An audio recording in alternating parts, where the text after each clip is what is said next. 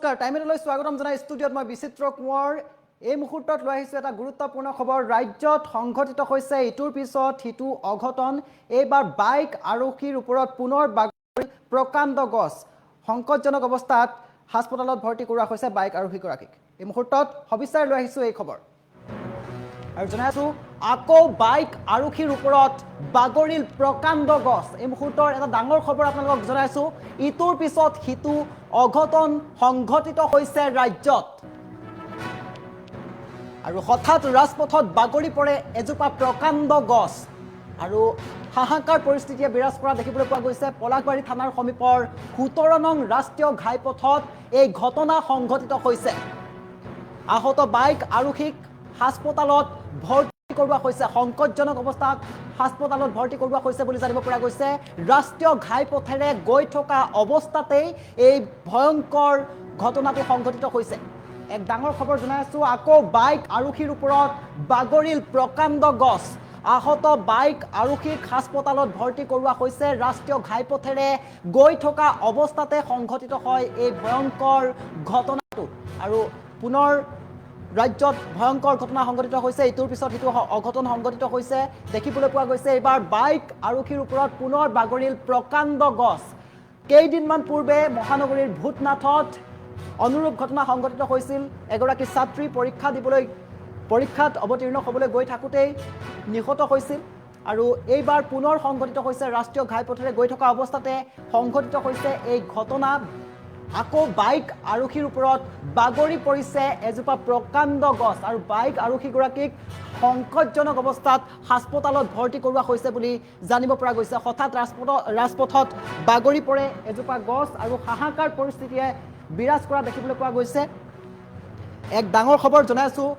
আহত বাইক আৰক্ষীক হাস্পতালত ভৰ্তি কৰোৱা হৈছে বুলি জানিব পৰা গৈছে আমি জনাইছোঁ এক ডাঙৰ খবৰ আকৌ বাইক আৰক্ষীৰ ওপৰত বাগৰিল প্ৰকাণ্ড গছ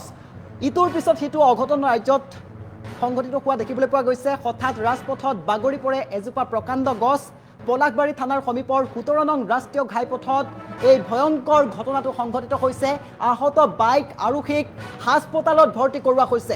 ৰাষ্ট্ৰীয় ঘাইপথেৰে গৈ থকা অৱস্থাতেই সংঘটিত হয় এই ভয়ংকৰ ঘটনাটো আৰু পলাশবাৰীত এই ভয়ংকৰ দুৰ্ঘটনা সংঘটিত হৈছে ৰাজপথত বাগৰি পৰিছে প্ৰকাণ্ড গছ আৰু আহত হৈছে বাইক আৰক্ষী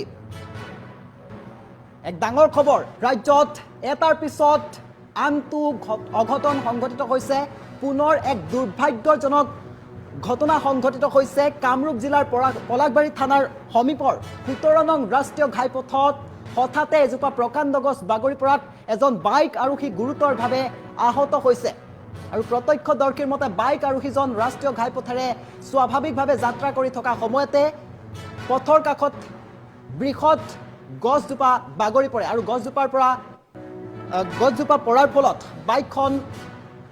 বাইকখন গছৰ তলত আবদ্ধ হৈ পৰে আৰু আৰক্ষীজন আঘাতপ্ৰাপ্ত হয় বুলি জানিব পৰা গৈছে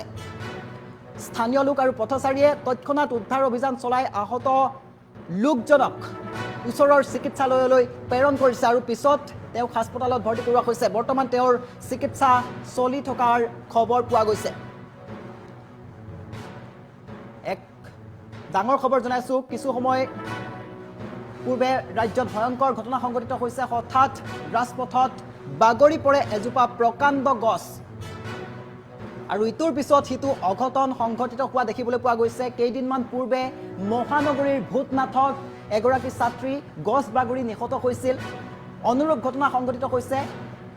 পুনৰ ৰাজপথত বাগৰিল প্ৰকাণ্ড গছ গুৰুতৰভাৱে আহত হৈছে এজন বাইক আৰক্ষী আৰু হঠাৎ ৰাজপথত বাগৰি পৰে এজোপা প্ৰকাণ্ড গছ পলাশবাৰী থানাৰ সমীপৰ ১৭ নং ৰাষ্ট্ৰীয় ঘাইপথত এই ভয়ংকৰ ঘটনাটো সংঘটিত হৈছে আহত হৈছে এজন বাইক আৰক্ষী আৰু বাইক আৰক্ষীজনক হাস্পতালত ভৰ্তি কৰোৱা হৈছে বুলি জানিব পৰা গৈছে ৰাষ্ট্ৰীয় ঘাইপথেৰে গৈ থকা অৱস্থাতেই এই ভয়ংকৰ ঘটনাটো সংঘটিত হৈছে